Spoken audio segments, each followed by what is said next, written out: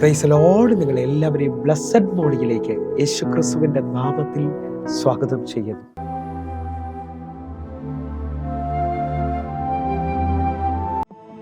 എന്നെ അൻപോട് സ്നേഹിപ്പാൻ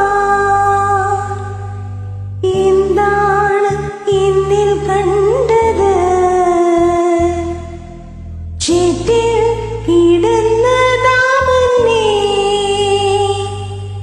ആ പൊൻകാരം നീട്ടിപ്പിടിച്ചോ. എന്നെ അൻപോട് സ്നേഹിപ്പാൻ എന്താണ് എന്നിൽ കണ്ടത്? ചേറ്റിൽ കിടന്നതാമന്നേ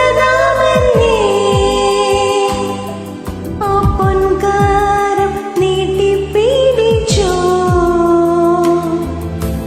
ഇത്രമേൽ സ്നേഹിച്ചിടുവാൻ യോഗ്യത എന്നിൽ കണ്ടുവോ? ഇത്രമേൽ മാനിച്ചിടുവാൻ യോഗ്യത എന്നിൽ കണ്ടുവോ? ഇത്രമേൽ സ്നേഹിച്ചിടുവാൻ യോഗ്യത എന്നിൽ കണ്ടുവോ? പ്രിയരെ, അനുഗ്രഹിക്കപ്പെട്ട ഒരു പ്രഭാതം കൂടെ നമ്മുടെ ജീവിതത്തിൽ അനുവദിച്ചു തന്ന വലിയവനായ ദൈവത്തെ നമുക്ക് ഒരുമിച്ച് ചേർന്ന് നന്ദി പറയാം. എത്ര പേർ പറയും, ഞാൻ നിന്നതല്ല, എൻ്റെ ദൈവം എന്നെ നിർത്തിയതാണ്? ഒന്നും കൂടെ പറഞ്ഞു കഴിഞ്ഞാൽ 2025 മാർച്ച് മാസം 2-ാം തീയതി വരെയും എന്നെയും എൻ്റെ കുടുംബത്തെയും കണ്ണിലെ കൃഷ്ണമണി പോലെ സൂക്ഷിക്കുകയും വിടുവിക്കുകയും ചെയ്ത വലിയവനായ ദൈവത്തിന് നന്ദി പറഞ്ഞുകൊണ്ട് ഈ പ്രഭാത ചിന്തയിലേക്ക് നമുക്ക് ഒരുമിച്ച് അടുത്തു വരാം. ദൈവത്തിൻ്റെ കൂടെ നടക്കുക. പ്രിയരെ, പ്രാരംഭവാക്യത്തിലേക്ക് വിശുദ്ധ മാർക്കോസ് എഴുതിയ സുവിശേഷം 5-ാം അധ്യായം അതിൻ്റെ 24-ാമത്തെ വാക്യം. അവൻ അവനോടുകൂടെ പോയി, വലിയ പുരുഷാരം പിൻചെന്നു അവനെ തിക്കിക്കൊണ്ടിരുന്നു. പ്രിയരെ, പ്രഭാതത്തിൽ ദൈവം നമ്മോട് ഇടപെട്ട അനുഗ്രഹിക്കപ്പെട്ട വചനത്തിനായി നമുക്ക് ഒരുമിച്ച് ചേർന്ന് ദൈവത്തിന് നന്ദി പറയാം. ഈ പ്രഭാതത്തിൽ ഞാനും നിങ്ങളും ചിന്തിക്കുന്ന ചിന്ത ദൈവത്തിൻ്റെ കൂടെ നടക്കുക എന്നുള്ളതാണ്. എന്നെ കേൾക്കുന്നവരെ, വായിച്ചു കേട്ട വാക്യം പള്ളിപ്രമാണിയായ യായിറോസിൻ്റെ കൂടെ യേശു പോയി എന്നുള്ളതാണ്. അടുത്ത പദം അതിനകത്ത് കൊടുത്തിരിക്കുന്നത് പുരുഷാരം അവനോടുകൂടെ പിൻചെന്നു എന്നുള്ളതാണ്. എന്നെ കേൾക്കുന്ന ഓരോ ദൈവമക്കളും തിരിച്ചറിയേണ്ടത്, യേശു കർത്താവിൻ്റെ അടുക്കലേക്ക് യായിറോസ് വരുന്നതിന് മുമ്പായി ഒരു വലിയ പുരുഷാരം യേശുവിൻ്റെ കൂടെ പോകുന്നുണ്ട്. എന്നാൽ പ്രാർത്ഥനയ്ക്ക് വേണ്ടി ആ പാദപീഠത്തിൽ അപേക്ഷിച്ച ഈ യായിറോസിൻ്റെ കൂടെ യേശു പോകുകയാണ്.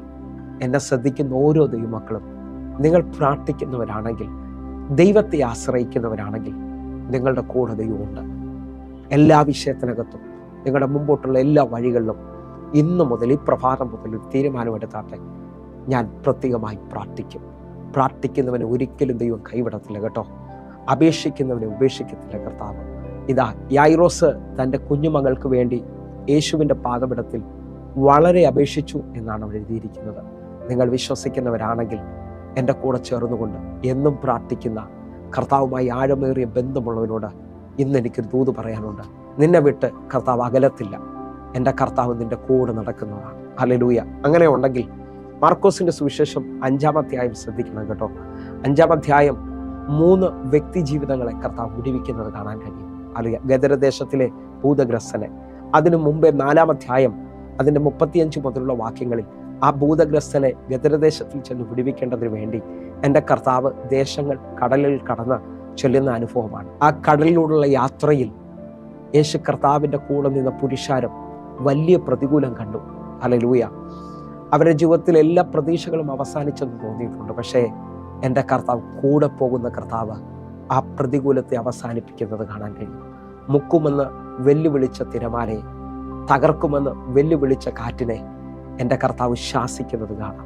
അടങ്ങുക എന്ന് കൽപ്പിക്കുന്നത് കാണാൻ കഴിയുന്നുണ്ട്. നിങ്ങൾ വിശ്വസിക്കുന്നവരാണെങ്കിൽ കൂടെ വരുന്ന കർത്താവ് നിങ്ങൾക്ക് വേണ്ടി നിങ്ങളുടെ പ്രതികൂലങ്ങളെ ഈ മിനിറ്റിൽ അത്ഭുതമാക്കാൻ പോകുകയാണ്. അങ്ങനെ ഇതാ യേശു കർത്താവിനോടുകൂടെ യായിറോസ് മുമ്പോട്ട് പോവുകയാണ്.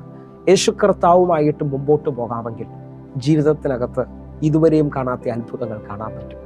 ഇതാ 12 വർഷമായി രക്തസ്രാവസ്ത്രീയുടെ സൗഖ്യം കാണുവാൻ യായിറോസിന് സാധിച്ചു. നമ്മുടെ ജീവിതത്തിൽ ദൈവം അനുവദിക്കുന്ന സാക്ഷ്യങ്ങളെ നിങ്ങൾ നിസ്സാരമായി കാണരുത്. കാരണം അടുത്ത മണിക്കൂറിൽ ഞാനും നിങ്ങളും സാക്ഷികളാകാൻ പോവുകയാണ്. 12 വർഷമായ രക്തസ്രാവസ്ത്രീയുടെ സാക്ഷ്യത്തെ തുടർന്ന് അടുത്ത മിനിറ്റിൽ അല്ലെങ്കിൽ അടുത്ത വാക്യത്തിൽ യായിറോസിന്റെ വീട്ടിൽ നാള് വന്ന് പറയുകയാണ്, നീ ആശ്രയിച്ച, നീ പ്രാർത്ഥിച്ച വിഷയം അവസാനിച്ചിട്ടുണ്ട്. ഇനി ഗുരുവിനെ അസഹ്യപ്പെടുത്തണ്ട.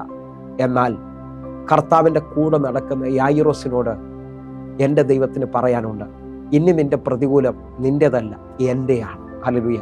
ഈ പ്രഭാതത്തിൽ സ്വീകരിക്കാൻ പറ്റുന്നുണ്ടെങ്കിൽ ദൈവത്തിൻ്റെ കൂടെ നടക്കുന്ന ഓരോ ദൈവമക്കളും തിരിച്ചറിയേണ്ടത്, നിങ്ങളുടെ പ്രതികൂലം നിങ്ങളല്ല നേരിടാൻ പോകുന്നത്, എൻ്റെ കർത്താവാണ് നേരിടാൻ പോകുന്നത്.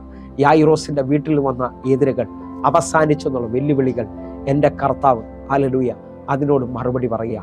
36 വാക്യത്തിൽ ആ വാക്ക് കാര്യമാക്കാതെ യേശു കർത്താവ് യായിറോസിനോട് പറയുക, ഭയപ്പെടേണ്ട, വിശ്വസിക്കുക മാത്രം ചെയ്യുക. എന്നെ ശ്രദ്ധിക്കുന്നവരെ, ജീവിതത്തിനകത്ത് ഭയപ്പാടുകൾ കൊണ്ടുവരുന്ന അവസ്ഥകളുണ്ടാകാം, പ്രതികൂലങ്ങളുണ്ടാകാം, പ്രശ്നങ്ങളുണ്ടാകാം. പക്ഷെ അതിനകത്തെല്ലാം കൂടെ നടക്കുന്ന കർത്താവ് പറയും, വിശ്വസിക്കുക മാത്രം ചെയ്യുക. നിങ്ങൾ ശ്രദ്ധിക്കാമോ? മാർക്കോസിന്റെ സുവിശേഷം 5-ാം അധ്യായം 43 വാക്യങ്ങളാണ് ഉള്ളത്. അതിനകത്ത് 22-ാമത്തെ വാക്യം മുതലാണ് യായിറോസിന്റെ വിഷയം വരുന്നത്.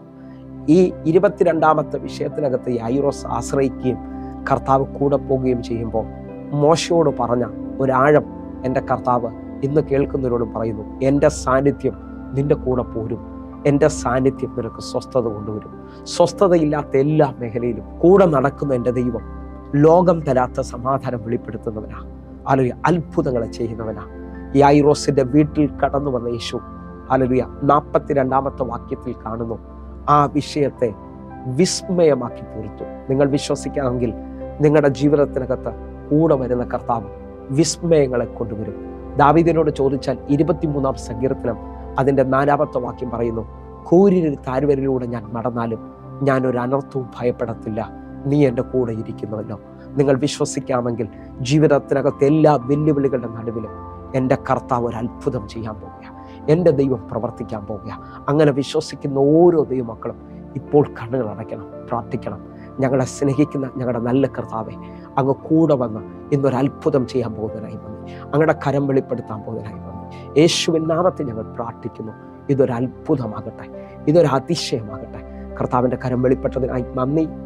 ആമേൻ, ആമേൻ. പ്രിയരെ, ഈ പ്രഭാത സന്ദേശം നിങ്ങൾക്ക് അനുഗ്രഹമായി ഞാൻ വിശ്വസിക്കുകയാണ്. ഇന്ന് കർത്താവിനെ മുറുകെ പിടിക്കണം. ഹല്ലേലൂയ. ഒരു അത്ഭുതം നിങ്ങൾ പറയണം. ഹല്ലേലൂയ. എങ്കിൽ ഈ പ്രഭാത സന്ദേശം അനുഗ്രഹമാണെങ്കിൽ നമ്മുടെ യൂട്യൂബ് ചാനൽ സബ്സ്ക്രൈബ് ചെയ്യും, ഈ ലിങ്കുകൾ നിങ്ങൾ മറ്റുള്ളവരിലേക്ക് എത്തിക്കുകയും ചെയ്യണമെന്ന് ഓർപ്പിക്കുന്നു. ഫേസ്ബുക്കിൽ മറക്കാതെ ജോയിൻ ചെയ്യണമെന്ന് ഓർപ്പിക്കുന്നു. എല്ലാ ദിവസവും വൈകിട്ട് 6 മണിക്ക് നമുക്ക് സൂമിൽ ആരാധനയുണ്ട്. നിങ്ങളെ ഞാൻ ക്ഷണിക്കുകയാണ്. കർത്താവ് നിശ്ചയമായി നിങ്ങളെ മാനിക്കും. കർത്താവിൻ്റെ കരം നിങ്ങൾ കാണും. എങ്കിൽ അടുത്ത ദിവസം കാണും വരെയും സ്വർഗത്തിലെ ദൈവം നിങ്ങളെ കാക്കുമാറാകട്ടെ. God bless you. ആമേൻ.